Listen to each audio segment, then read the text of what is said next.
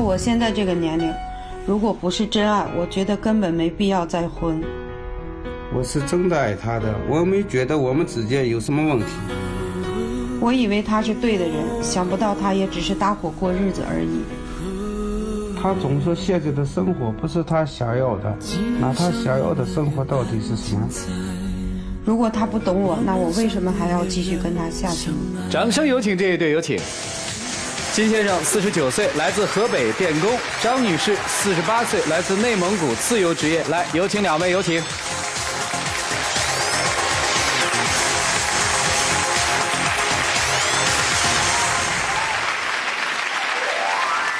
欢迎两位哈，是再婚重组的是吧？是的，就是人家说的半路夫妻是吧？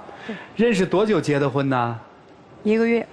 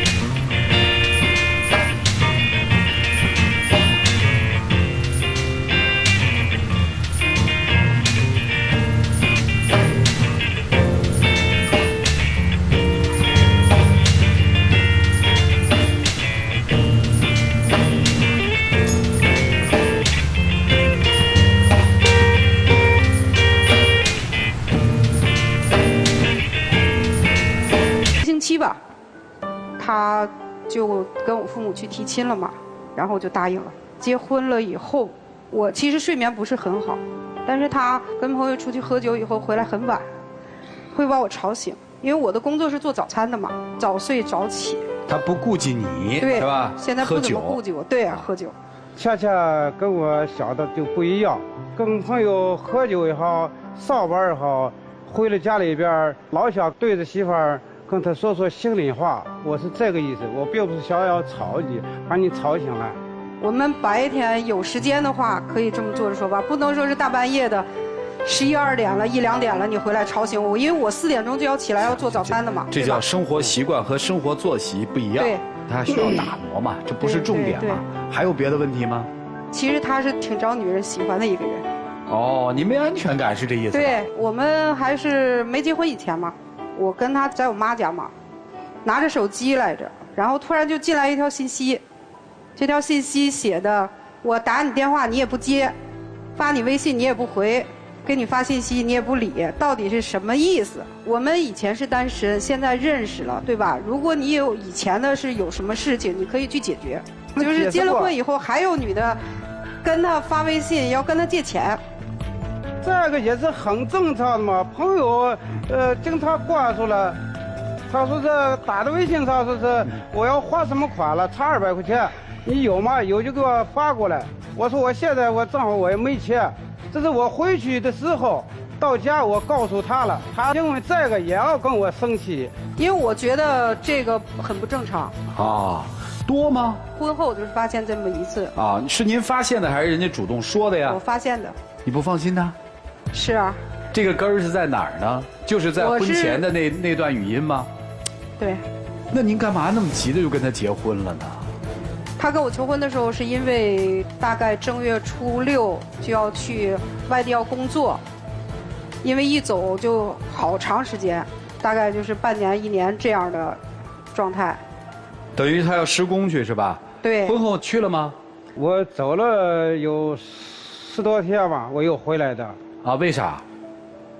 因为他有的时候腰疼、腿疼，我就请了1个月假嘛，我回来的嘛。您等于请了假之后回来陪媳妇儿是吧？对对对。结果这1个月就出现了这么多的问题，是吧？对对对对对。第一个问题是喝酒是吧？我记下来了。第二个问题是有异性问他借钱，你觉得他们关系是不一般的？对。还有什么让你觉得这个婚姻现在有问题了？其实他挺不爱做家务的一个人，有时候我就是身体不舒服，然后我说让他做。但是他非得拉着我要跟他一块儿做，啥意思呢？就比如说是蹲地吧，啊，你站起来，你看着我，看着不行，还得站起来看，是吧？对，你说这是为啥呀？你也不能是老在床上躺着呀，尤其是你身体也胖，下地下可以活动活动，锻炼锻炼也可以嘛。我是这样想的吧。他是觉得我，他说的是原话吗？是。大姐的原话是：你蹲一下地。情境是他躺在床上仰腿，大哥说你别老在躺在床上，你下地走走也行啊。这是原话对吧？大姐描述的情境是，他也不干活，我说你去拖个地吧，他说来，你给我下床站在这儿看着我拖，哪个是事实？我本身不舒服，你还让我锻炼身体。不是，那你可以告诉他我就是不舒服，我再躺会儿，你蹲地去不就完了吗？跟他说了，但是他好像就觉得我无理取闹一样。今天这儿疼了，明天那儿疼了，好多你睡在床上也能睡成病人嘛。他让我锻炼身体，然后我说我出去跳个舞，有氧运动嘛，他不愿意。不是，咱不是动不了了，怎么还能出去跳舞呢？我有好的时候啊，好了以后我要出去跳舞锻炼身体嘛。啊，你说你上午从家里出来，上楼梯下楼梯，我还得搀着你了。下午跟我生气了。你说你就能去跳舞了？哎呀呀！生气的动力很大啊！还有什么不舒服的都说了，我听听。哎呀，就在一起生活了1个月，我看能不能说出什么来。第一次他喝酒，我就说了他根本就不改。第2次回来就是挺不高兴的那种的，回来进门就做了饭，完了在那就吃饭就喝闷酒。我是觉得一个人就像我们这个年龄，身体都不太好，酒尽量能少喝就少喝。不是，人家身体挺好的。是因为我身体不好，所以我觉得他身体好，别再造自己的身体嘛。我就不让他喝嘛，我就把剩下那1瓶酒我给喝了。哎，你为啥喝闷酒啊？因为我回的有点晚了，我进门的时候我看那面色啊就不一样了，不敢约色啊。我说得，我喝点酒我就休息吧。我还没喝了，他摘起来的给我喝了。您喝多了吗？喝多了，喝晕了。反正我就觉得他现在就是对我的这些态度，就跟那个结婚以前真的是相差。结婚前想象他是一个很疼人的男人，是吧？发现他不疼人，对吧？对。结婚之前觉得他怎么都应该是听你话的，结婚之后发现他没那么听话了，是吧？结婚之前觉得他挺优秀的，但是他只对我优秀。结婚之后发现他不仅对我优秀，还对其他的女人也优秀，是吧？那在现实生活当中，他跟其他的女人，除了借钱这事儿，还有别的这个交道和往来，让你觉得心里不舒服的吗？目前为止还没发现。这次是谁想来啊？我想来的。您想来干嘛呀？就是他现在要跟我离婚嘛。不是您为什么要离婚呢？哎呀，我感觉就是我现在又回到我原先的那种婚姻状态。感觉特别不好。不是，您第1段婚姻是为什么跟前夫分手啊？这个我不想说，因为我受的伤害太大了，所以我离婚4年了，我都没想过去再婚。然后是他这1个月吧，慢慢的去做的这些事情，真的把我的心又暖过来啊。但是现在他又。不是暖回来，怎么这么快就凉了？您这心我怎么知道啊？这种的不是我想要的吗？不是，那你想要的是什么呢？您把它说清楚了，让他明白，这婚可以离啊。您要真不想过，谁也拦不住，但是你得让人明白到底是怎么回事啊。我不想让他跟那么多女人有来往。不是没有什么女人来往吗？有女人来往吗？这个时间我们还是很短嘛，那将来以后要有呢。您确实跟很多女人有往来是吗？有的时候啊，有单位的也有女的，单位的女的，对对，同事吗？只要是有这个异性的电话，他就发，就要跟你闹腾。是，只要异性打来电话，您觉得有问题是吗？还是他说的夸张了？我觉得夸张了，因为他以前就是我们刚认识的，他就发那些乱七八糟短信，我就。您都看到了。对呀。那你那会儿为什么嫁给他，这么在意这件事儿？然后他跟我解释了嘛，但是结婚以后还有这样的。就是借钱那件，除了借钱那件事儿之外呢？那不是还没有呢吗？所以你想象着未来还会发生，对吧？对呀。哦，行，所以坚决不过了是吧？反正我是不想。你们来吧，一起进入丘比特问卷。一般闪婚呢都是年轻人做的事情，为什么呢？冲动。而您二位为什么这么冲动呢？就是因为在过去的2年或者4年当中，都没有受到过这样的柔情，就感觉一束光照到了生命当中，可是没成想，这束光啊是闪电，闪完了以后，暴雨噼里啪啦就打下来了。对。1个月喝几次酒啊？结婚以后？也有5、6次吧。1周1次嘛，差不多平均下来啊。借钱，跟异性发这个微信一共有几次？就1次。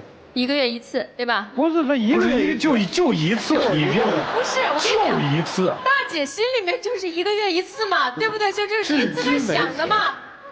然后做家务，不是也做了吗？在我们看来，那个做家务的事情，就是跟爸爸妈妈跟我们说，呀，你下地活动活动，你活动活动对你身体好。对对。是这意思吧？对对对对。我想问一下大姐，跳舞腿疼吗？不疼。疼。也疼。对。咬着牙也得出去跳。对，跳这个舞就对我这个膝关节和这个腰都有好处。好，这是这个月那1万块钱打了吗？这个月还没打呢。上个月就打1回吧，到目前为止啊，再就没打过了。对，这个月还没到期呢。这话说的比较客观公正啊。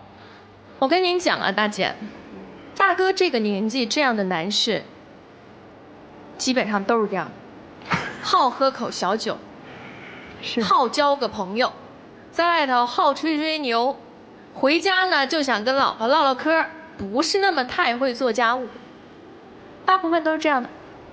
我不是说他们全对啊，我只是说，您要觉得这个标准不行，我说实话也不好找。您啊，说的直白一点，就是闪婚闪得太快了，现在后悔了。刚才我们听着那都不是什么大事儿，但在您这儿全是大事儿，因为您特有想象力，一直沉浸在自己上一段失败婚姻当中的怪圈里，所以您再婚以后，您还琢磨着把您上一段那婚姻不好的地方往他身上扣。您要是这样，我倒觉得不如咱就自个儿过。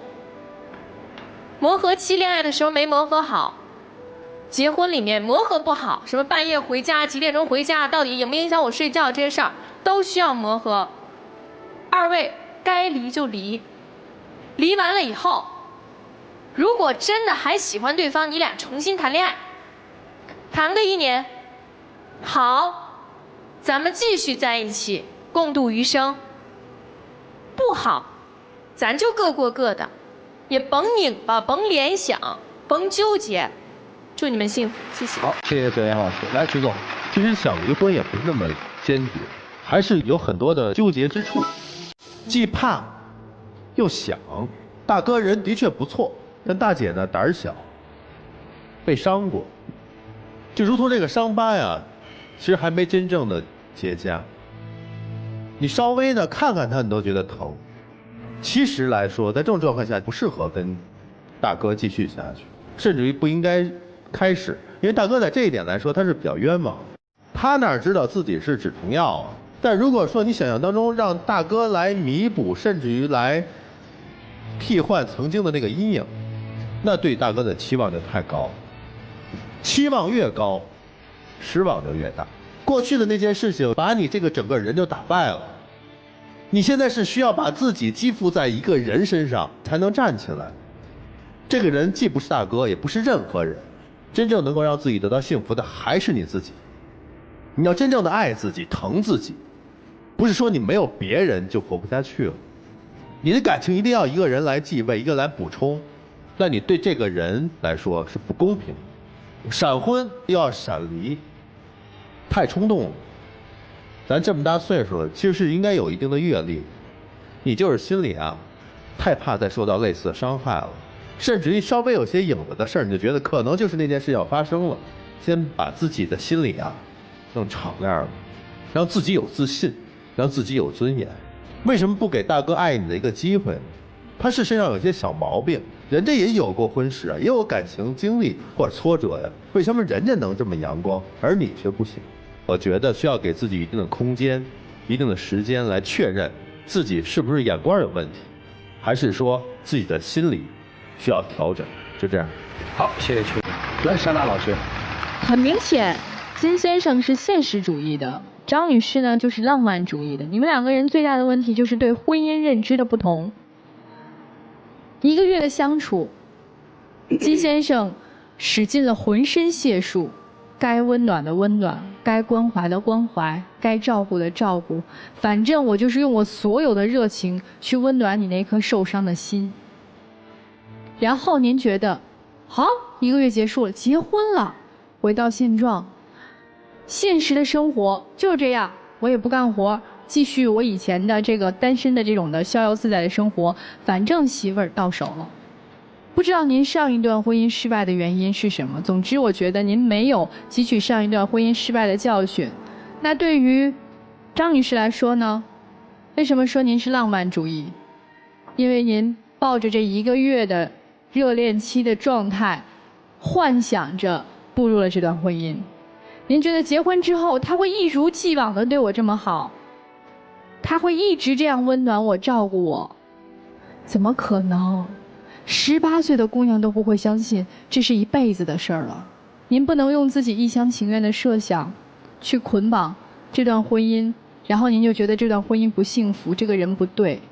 我觉得是您自己不对。面对现实，面对真实的状态，您要什么样的感情，或者说在上一段感情当中给您带来什么样的伤害，您不能一朝被蛇咬，10年怕井绳。否则的话，那就真的选择自己生活吧。你有外债？对。这外债是你自己做生意失败欠下的？对。还是跟前夫的共同债务？我自己的。你说前夫很冷漠是什么意思？我们结婚20多年，他就从来都没负担过家里。主要是钱财吧？对。所以通过这些东西，在我看来，其实莎娜说错了，你不是浪漫主义者，你才是现实主义者。你跟这个男人是在相亲平台上认识的，1个月之内就闪婚，这可不像你是一个受尽伤害的人的慎重态度。而且你反反复复强调说你的前夫的冷漠，你之所以你感觉到这个男人可以陪伴你走过下半生，你用了2个字，你说这个男人是可以依靠的，足以说明你对于婚姻的态度是完全现实主义的态度。包括上一段婚姻给你最大的伤害是那个男人不承担责任，尤其是在钱财上，所以这个男人的大方给你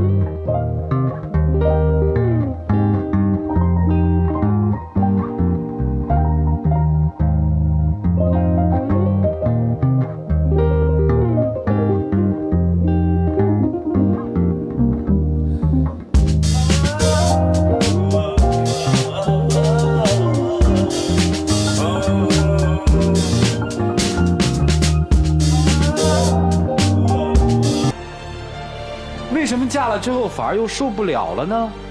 恰恰你说你腰疼腿疼，又放下了户外的工作又回来了，那这份感情到底谁重谁轻已经看得很清楚了吧？但是有一点，既然你能主导这个婚姻往前走，你就做一个彻底的主导者吧。但是你主导的时候有一个原则，别骗了自己，也别骗了别人，好吗？我们一起进入那几天喝古方红糖真情60秒。就是今天我想跟你说，张家军的2个月，我不管是任何的大事或者是小事，我都不介意。其实我真的是很爱你，我不想再去失去这个家庭。我也能理解你，可是从以后听了评委老师的点评，我想你也很明白这个道理。我希望你以后好好跟我走下去，我永远爱你的。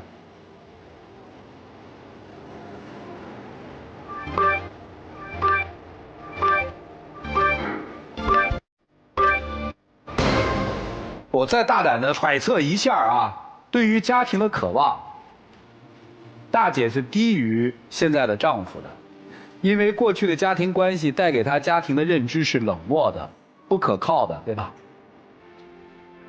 对于她来说不是，我猜，离婚的原因90%是跟她的工作性质有关系。常年在户外的一个高压架线的人，要在野外施工的。其实越是这种人，对家的渴望越是高的。喝知识长知识，保卫爱情靠知识。现在让我们一起打开君乐宝长知识了，爱的记忆箱，来，请开箱。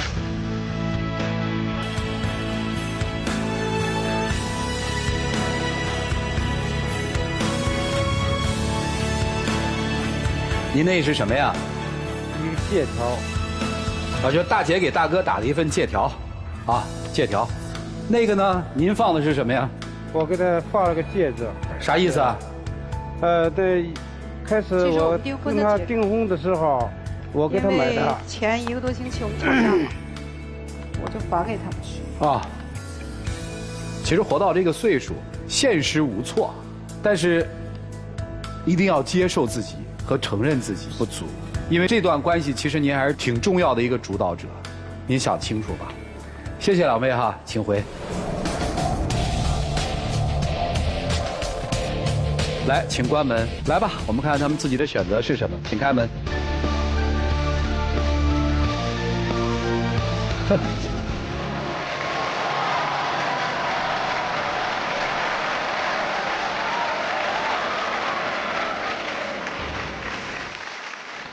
我问大哥一个问题啊。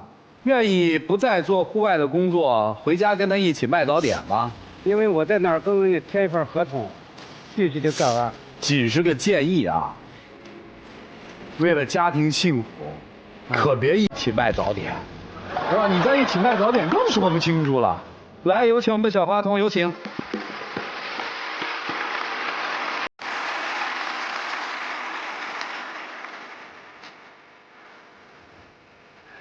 哎。借条咋撕了？因为我不想再说。来，拿戒指。我们见证属于他们的浪漫吧，各位请见证。有谁能把你降临我身旁？你是我的专属天使，为我能独家。我补一句啊，大姐。